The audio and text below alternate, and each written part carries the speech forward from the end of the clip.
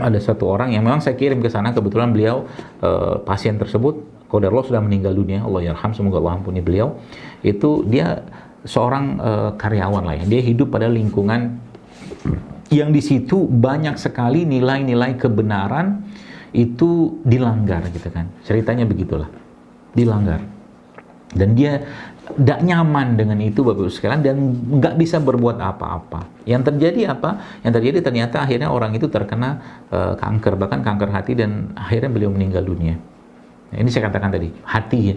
Ini boleh saya katakan mungkin itu bukan emosi yang sifatnya meluap-luap, bukan, tapi memendam sesuatu. Jadi kalau sudah merasakan hal-hal seperti ini, Bapak Ibu sekalian, harus diambil solusinya. Mungkin dia pindah, cari tempat yang lain, atau memperbanyak lagi amal ibadah, atau zikirnya, atau mungkin tilawahnya, atau kebaikan-kebaikannya, sehingga hati itu bisa terus tenang dan tidak mengeluarkan sinyal-sinyal atau mungkin racun-racun pikiran ya ke anggota tubuhnya.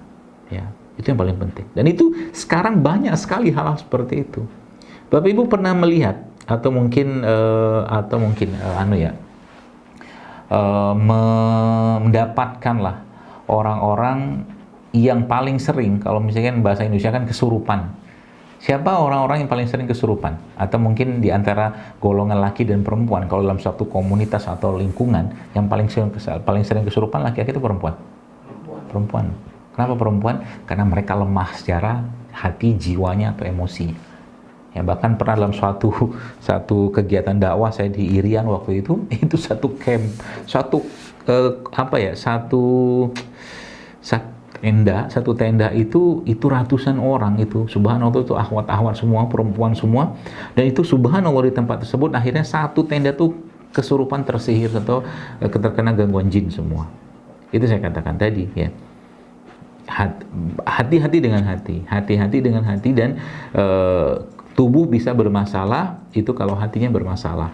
Nah, itu kunci utamanya. Nah, baru kita masuk ya. Jadi, lalu solusinya apa untuk memperbaiki hati tersebut? Ya, lagi-lagi kita kembalikan pada agama. Ikhlaskan, pasrahkan, tawakalkan semua pada Allah. Ya. Buat apa panik? Buat apa cemas ya? Karena semua sudah ada pembahasannya dalam Al-Qur'an.